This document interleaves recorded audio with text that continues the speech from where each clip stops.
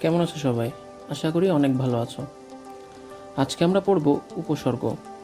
আসলে উপসর্গর জিনিসটা কি আসো দেখা যাক। উপসর্গের সংজ্ঞায় যদি আমরা যাই, আমরা সাধারণত মানবদেহের নানা উপসর্গের কথা বলি। মানবদেহের উপসর্গ কি? চিকিৎসকরা দৈহিক উপসর্গের নিরাময়ের জন্য ব্যবস্থাপত্র লিখে দেন। উপসর্গ শব্দটি আমাদের কাছে উপদ্রব, অশান্তি, অবাঞ্ছিত ইত্যাদি অর্থ প্রকাশ করে। ব্যাকরণেও এই শব্দের ব্যুৎপত্তিগত অর্থ অবাঞ্ছিত বিষয়, যদিও উপসর্গ শব্দ গঠনের জন্য অতি বাঞ্ছিত, অবাঞ্ছিত নয়। অর্থাৎ এতটুকু থেকে বুঝলাম যে সাধারণত উপসর্গ বলতে আমরা কি বুঝি, যেমন এখন করোনা চারিদিকে, করোনারও কিছু উপসর্গ আছে, সর্দি, কাশি, জ্বর, গলা ব্যথা বা যে কোনো রোগেরই উপসর্গ আছে, উপদ্রব, অশান্তি, এই ধরনের কিছু। কিন্তু বাংলা ভাষায় ব্যাকরণে উপসর্গের কিন্তু অনেক প্রয়োজন। এটা কোনো অবাঞ্ছিত বিষয় নয়, বরং এটা খুব প্রয়োজনীয়, অর্থাৎ বাঞ্ছিত বিষয়। উপসর্গ কি তাহলে একটু দেখা যাক। যে সকল বর্ণ, শব্দখণ্ড বা অব্যয়বাচক চিহ্ন ধাতু বা শব্দের পূর্বে বসে নতুন শব্দ গঠন করে, বিশেষ অর্থ প্রকাশ করে অথবা শব্দের অর্থের পরিবর্তন ঘটায়, তাদেরকে উপসর্গ বলা হয়। যেমন খেয়াল করো, জয় একটি শব্দ, সাধারণ শব্দ, তার আগে পড়া, এই উপসর্গটা যুক্ত হচ্ছে। পড়া একটি উপসর্গ, যেটা মূল শব্দ জয়ের পূর্বে যুক্ত হয়ে হচ্ছে কি পড়া জয়। এটার কিন্তু নতুন অর্থ গঠন করছে। জয় মানে জেতা, পরাজয় মানে হেরে যাওয়া। আবার এদিকে দেখো, পূর্ব অর্থ এখানে বলেছে বিজয়, নতুন অর্থ পরাজয় অর্থাৎ হেরে যাওয়া। এই দেখো, বোলা, এটা একটা পূর্ব শব্দ, এটার আগে অ উপসর্গ যুক্ত হচ্ছে, অ, তাহলে কি হয়ে গেল? অবলা। অর্থাৎ বলা মানে কি, পূর্ব অর্থ হলো যে বলে, কিন্তু যখন অবলা হয়ে যাচ্ছে, এই দেখো অবলা, তার মানে কি মুখ, অর্থাৎ মুখ বা বধির, যে কোনো কথা বলতে পারে না, অবলা প্রাণী, গরু, ছাগল, এই জাতীয় কিছু। ঠিক আছে, এরকম উপসর্গ বাংলা শব্দে অনেক আছে এবং এটার শ্রেণীবিভাগ আছে। আসো সামনে আমরা আরও দেখে নিই। উপসর্গের প্রয়োজনীয়তা তোমরা দেখে নিবা, এটা পরীক্ষায় আসতেও পারে আবার না আসতেও পারে। খুব একটা আমি ইম্পর্ট্যান্ট মনে করছি না উপসর্গের প্রয়োজনীয়তাটা, তবে তোমাদের পড়া খুব জরুরি। তবে উপসর্গের বৈশিষ্ট্য আলোচনা না করলেই নয়। খেয়াল করে দেখো, উপসর্গের বৈশিষ্ট্য যদি আমরা দেখি, যে উপসর্গ এক ধরনের অব্যয়সূচক চিহ্ন, বর্ণ বা শব্দখণ্ড। উপসর্গ নতুন অর্থবাচক শব্দ গঠন করে। ভাব থেকে হয় অভাব, ভাবের আগে অ হয়, অযুক্ত হয়ে কি হচ্ছে অভাব, নতুন অর্থ কিন্তু ইয়া করলো। উপসর্গ শব্দের অর্থের পূর্ণতা প্রদান করে। যেমন পুষ্টি থেকে হচ্ছে পরিপুষ্টি, তার মানে পুষ্টির আগে পরি, এই উপসর্গটা যুক্ত হয়ে হচ্ছে কি পরিপুষ্টি, অর্থাৎ নতুন অর্থ গঠন করছে। উপসর্গ শব্দের অর্থের প্রসার ঘটায়, উপসর্গ শব্দের অর্থের সংকোচন ঘটায়। যেমন কাজ থেকে হচ্ছে অকাজ। বোঝা গেছে? উপসর্গের শ্রেণীবিভাগ সম্পর্কে জানাটা আমাদের জরুরি। উপসর্গ মূলত তিন প্রকার। একটা হলো বাংলা উপসর্গ বা খাঁটি বাংলা উপসর্গ বলে, আবার আছে সংস্কৃত বা তৎসম উপসর্গ, আছে বিদেশি উপসর্গ। এই তিনটা উপসর্গ কাকে বলে বা সংজ্ঞা প্রয়োজন নাই। বাংলা উপসর্গ কয়টা, সংস্কৃত উপসর্গ কয়টা, আর বিদেশি উপসর্গ কয়টা, এই তিনটা সম্পর্কে জানলেই হবে। আসো আমরা এদের ব্যাখ্যাগুলো জেনে নিই। তিন প্রকার উপসর্গের মধ্যে দেখা যাক খাঁটি বাংলা উপসর্গ কয়টি, অর্থাৎ 21টি। খাঁটি বাংলা উপসর্গ কিন্তু 21টি বলা আছে। এই 21টি খাঁটি বাংলা উপসর্গ আমাদেরকে মুখস্থ রাখতে হবে। অর্থাৎ প্রথম প্রকার, যেটা তিন প্রকারের বাংলা উপসর্গ বা খাঁটি বাংলা উপসর্গ, সেটা 21টি। অ, অঘা, অজ, অনা, আ, আর, আন, আব, ইতি, উনো, কদ, কু, নি, পাতি, বি, ভর, রাম, স, সা, সু, হা। এই 21টা খাঁটি বাংলা উপসর্গ অবশ্যই মুখস্থ রাখতে হবে। খাঁটি বাংলা উপসর্গ বা বাংলা উপসর্গ সম্পর্কে আর কিছুই জানার দরকার নেই, খালি 21টা মুখস্থ রাখতে হবে। এখন বলতে পারো এটা মুখস্থ রাখা তো কঠিন, আর কি বিদঘুটে অ, অঘা, অজ, অনা, এগুলো কি মুখস্থ রাখা যায়? এটারও সমাধান আছে। আসো আমরা দেখে নিই খাঁটি বাংলা উপসর্গের সিরাপ।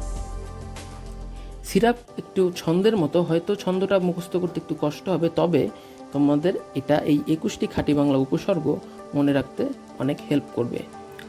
অজপাড়ার আনমনা কুচরিত্রের সুমন ছেলেটি, অ, আ পড়তে পারতো না। দাড়ি, কিন্তু অঘরামের অনাদর মেয়ে ইতির সাথে সম্পর্ক করে কদমতলায় বিয়ে করে। দাড়ি, ৪৯ দিন পর ছেলেটির বাবা আবডাল ভেঙে ভরদুপুরে পাতিলেবু নিয়ে হাজির হলে মেয়েটির দিকে আর চোখে তাকায়নি। বিষয়টা বোঝাতে যাচ্ছে এখানে একটা স্টোরি, যেখানে একটা কুচরিত্রের ছেলে সুমন, সে কি করে অঘরামের একটা অনাদর, যে মেয়েটাকে আদর করে না, তার সাথে বিয়ে করে সম্পর্ক করে, এবং ৪৯ দিন পর ছেলেটির বাবা আপডাল ভেঙে, মানে গাছের একটা চিকন ডাল ভেঙে কি করে, ছেলেটিকে মারতে যায় এবং মেয়েটির দিকে আর চোখেও তাকায়নি। এরকম কিছু একটা স্টোরি। তো স্টোরিটা কিন্তু মজার, খালি একটু মুখস্থ করতে হবে। এই অজপাড়ার অজ একটা উপসর্গ, আনমোনার আন, সুমনের সু, অ আ এগুলো উপসর্গ। আবার দেখো অঘারামের, এই যে অঘা, এটাও কিন্তু একটা উপসর্গ। এর নিচে আন্ডারলাইন করা আছে অনাদর। অনাদরের কিন্তু অনাও একটি উপসর্গ, তাই না? এরপর দেখো যে ইতি, ইতির সাথে, এগুলো কিন্তু ইতি, এই দেখো এই উপসর্গ ইতি, এই দেখো ইতি আন্ডারলাইন করা আছে কিন্তু। সাথে, সাথের সা, এটা একটা উপসর্গ। সম্পর্কের স, এটাও কিন্তু একটা উপসর্গ। কদমতলার কদ, এটাও কিন্তু একটা উপসর্গ। আবার বিয়ের বি, এটা উপসর্গ। করের কিছু নাই। ৪৯-এর উনো একটা উপসর্গ। এইদিকে আবডালের আব একটা উপসর্গ। ভরদুপুরের ভর একটা উপসর্গ। পাতিলেবুর পাতি একটা উপসর্গ। হাজিরের হা একটা উপসর্গ। তারপর এইদিকে আর চোখের আর একটা উপসর্গ। আবার নি, এটাও কিন্তু একটা উপসর্গ। এই আন্ডারলাইন করাগুলো উপসর্গ। এখন তোমরা স্ট্রেট একুশটা মুখস্থ করতে পারো, বা এই ছন্দের মাধ্যমে মুখস্থ করতে পারো। এবং খেয়াল করে দেখো এর নিচে আন্ডারলাইন করা আছে। আশা করি আন্ডারলাইনগুলো তোমরা স্পষ্ট দেখতে পাচ্ছ, চাইলে স্ক্রিনশট নিয়ে রাখতে পারো। এরপর আসি সংস্কৃত উপসর্গ বা তৎসম উপসর্গতে। এটা টোটাল 20টি। কি কি একটু দেখে নিই। প্র, পরা, অপ, সম, নি, অনু, অপ, নির, দূর, বি, অদি, সু, উত, পরি, প্রতি, অতি, অপি, অভি, উপ, আ। এই 20টা হলো তৎসম উপসর্গ। এখন তৎসম শব্দেরও কিন্তু একটা সিরাপ আছে। এই সিরাপটা তোমরা মুখস্থ করতে পারো, যে আশুবিনী, অনু, অপ, অধি, অব, প্র, পরা, প্রতি, উত, অভি, অতি, পরিসমনির, অপি, উপ, দূর। এইভাবে আশুবিনী, অনু, অপ, অধি, অব, প্র, পরা, প্রতি, উত, অভি, অতি, পরিসমনির, অপি, উপ, দূর। এটা আসলে কি করা হচ্ছে, সাজানো হয়েছে, একটু মনে থাকবে এরকম একটা ছন্দে। তোমরা চাইলে সরাসরি মুখস্থ করতে পারো বা এভাবেও মুখস্থ করতে পারো। এর মধ্যেও 20টা আছে। খেয়াল করে দেখো ইম্পর্টেন্ট একটা ইনফরমেশন, যে আ, সু, বি, নি, এই 4টি উপসর্গ বাংলা ও তৎসম উভয় ক্ষেত্রে ব্যবহার করা হয়। এক্ষেত্রে যে শব্দের সঙ্গে এই উপসর্গগুলো যুক্ত হয়, সে শব্দটি বাংলা হলে উপসর্গটি বাংলা, আর সে শব্দটি তৎসম হলে উপসর্গটি তৎসম হবে। তাহলে বোঝা গেছে যে এই 4টা উপসর্গ কি বাংলা এবং তৎসম উভয় ক্ষেত্রে যুক্ত হয়, আশু, বিনি। তো শব্দের উপর নির্ভর করে আসলে মানে এগুলো কি উপসর্গ সেটা নির্ভর করবে। বাংলা শব্দের পূর্বে বসলে বাংলা উপসর্গ, আর তৎসম খাঁটি বাংলা, আর তৎসম শব্দের পূর্বে যদি এই 4টা বসে তাহলে কি হবে, তৎসম উপসর্গ বা সংস্কৃত উপসর্গ। আশা করি ক্লিয়ার। এরপর দেখো একদম লাস্ট বা 3 নাম্বার, এই দেখো 3 নাম্বার বিদেশি উপসর্গ। আরবি, ফার্সি, ইংরেজি, হিন্দি এসব ভাষার বহু শব্দ দীর্ঘকাল ধরে বাংলা ভাষায় প্রচলিত রয়েছে। এর কতকগুলো খাঁটি উচ্চারণে, আবার কতকগুলো বিকৃত উচ্চারণে বাংলায় ব্যবহৃত হয়। দীর্ঘকাল ব্যবহারে এগুলো বাংলা ভাষায় বেমালুম মিশে গিয়েছে। বেমালুম শব্দটিতে মালুম আরবি শব্দ আর বে ফার্সি শব্দ। এরূপ কিছু বিদেশি উপসর্গের উদাহরণ দেওয়া হলো।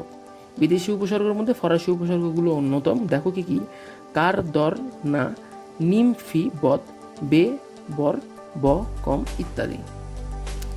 এখন বলবো এটাও মুখস্থ থাকে না, এটার জন্য চলে এসছে ফার্সি উপসর্গের সিরাপ। সিরাপটা কি, বেকার, হ্যাপি, বদ, বর, ফি, নিম, না, কম, দর। জানি খুব একটা হয়তো লাভ হলো না, তারপরও আমার এটা মজা লাগে শুনতে। বেকার, হ্যাপি, বদ, বর, ফি, নিম, না, কম, দর। এছাড়াও আছে আরবি উপসর্গ, ইংরেজি উপসর্গ। আরবি উপসর্গগুলো কি কি? আম, খাস, লা, গড়, বাজে, খয়ের। আবার দেখো ইংরেজি উপসর্গ, ফুল, হাফ, হেড, সাব ইত্যাদি। দেখি সত্যি কথা বলতে আরও অনেক রকমের বিদেশি উপসর্গ আছে, তবে এখানে যেগুলো দেখেছি এগুলো পড়লেই পরীক্ষার জন্য বা মুখস্থ করলেই পরীক্ষার জন্য আসলে যথেষ্ট। পরীক্ষায় আসবে এরকম যদি উপসর্গ থেকে একটা প্রশ্ন বলা হয়, আমি 100% বলি যে উপসর্গের অর্থবাচকতা নেই কিন্তু অর্থবোধকতা আছে, আলোচনা ও ব্যাখ্যা করো। এই প্রশ্নটা পরীক্ষায় আসে, এমনকি আমি নিজেও যখন এইচএসসি পরীক্ষা দিয়েছি তখন আমি এটা অ্যান্সার করেছি। দেখতে পাচ্ছ কতগুলো সাল, এই দেখো কতগুলো সাল। তো এটা খুবই গুরুত্বপূর্ণ প্রশ্ন যে উপসর্গের অর্থবাচকতা নেই কিন্তু অর্থবোধকতা আছে, প্রমাণ করো। এই প্রশ্ন দিয়ে দিবে 5 মার্কসের। আসলে এটা তোমরা পড়ে নিবা, কিন্তু এটা আমি বুঝিয়ে দিচ্ছি আসলে মেন থিমটা কি। মেন থিমটা বোঝার জন্য আসো আমরা চলে যাই।